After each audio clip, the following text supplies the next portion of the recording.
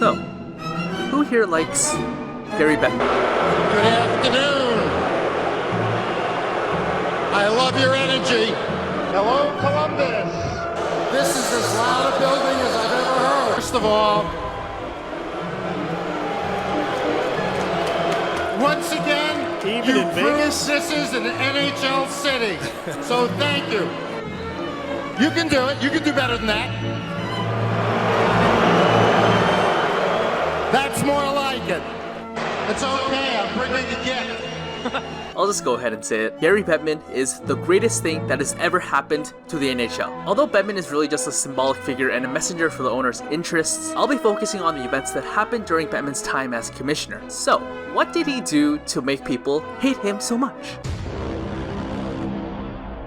In 1994, the NHL was in big trouble. Players' salaries were getting out of control, and the Canadian dollar was at its second weakest point in history at that time. Simply put, small market teams and the Canadian teams were going bankrupt. In an attempt to save these franchises, Gary and the owners came together to try and implement a salary cap. However, the teams that were barely getting by got hit pretty hard during the lockout, so the season had to continue with no real changes. Now the question becomes, what was the result of a no salary cap league?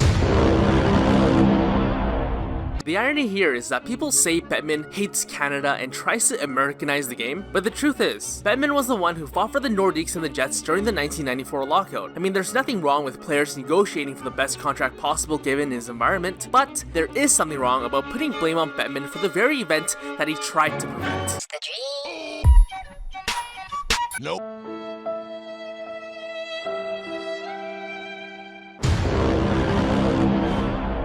What's new? Second lockout in 10 years.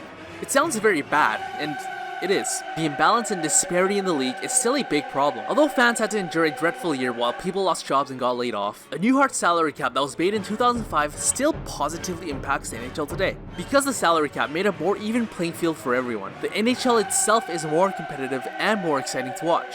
For example, the NBA has a soft salary cap where they can just go over the maximum amount and just pay whatever the fine is. I mean, this is why there are only like 4 teams in the NBA that actually have a chance to get a ring. I mean, it would be like Doughty and Tavares going to Pittsburgh so that they can win 5 Stanley Cups in a row or something. I mean, it's really dumb. Really dumb. Third lockout in 20 years. Really? I think at this point it's like NHL tradition to have lockouts now. So anyways, 3 lockouts in 20 years sounds really bad, and honestly, this was about the owners taking a bigger piece of the pie. The revenue split for players were reduced from 57% to 50%. By allowing the owners to keep more of their revenue, it gives them financial freedom to reinvest into their businesses, allowing the owners and players to make more money. This is a graph showing the growth in revenue for the NHL since 2005. Yes, players now get a smaller percentage of revenue, but let's keep in mind that players today make more money than ever before thanks to the overall increase in revenue. I hear a lot of people say Bettman is an idiot for not going to the Olympics and how the NHL missed their opportunity to grow the game, but it was actually Gary Bettman who wanted the NHL players to fly to Japan for the Nagano Olympics in 1998 for the first time since ever. Yeah, Gary Bettman was the one who started our love for Olympic hockey. As of yet, putting a hockey team in the desert has not looked the best so far. The potential is there with their huge TV market and population, but the interests have been lacking to say the least. But you have to admit that this was a very bold decision to grow hockey in an unpopular market. Yes, mistakes were made, but the overall big picture result is very positive, and it's pretty difficult to imagine the NHL without these teams. At what point should a franchise relocate? I mean, a lot of teams have history of poor attendance and almost relocated, similar to that of the Coyotes. Even Chicago, before the Kane era, had some serious attendance problems, and look at them now. Or, more recently, what if the NHL relocated Nashville when they were struggling? It's hard to predict, especially with the sport of hockey being new to so many people on so many levels.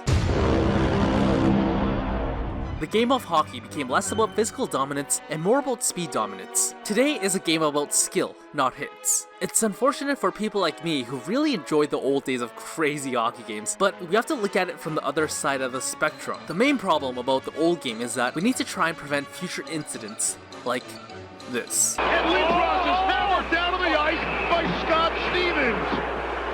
we have to ask ourselves the value of our entertainment versus the lifelong problems that the players have to deal with for the rest of their lives. CTE causes depression, memory loss, potential drug abuse, and can lead someone to suicide. I'm not gonna sit here and praise Gary Bettman for this. I mean, it's a logical business decision, but it's definitely a morally wrong action to take. The NHL isn't ignoring the science, it's just very easy to disprove it in court because of how new the studies are. But the research does look very promising, and I think we're going to the right direction for the future. However, what I will say is that Bettman works for the owners, and if he doesn't say what they tell him to say, he'll get fired.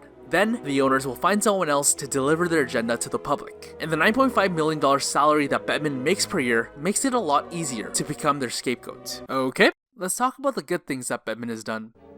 Player salaries has gone up. The revenue has increased. There are more teams in the NHL than before. The expansion fee has risen while many billionaires are eager to join the party.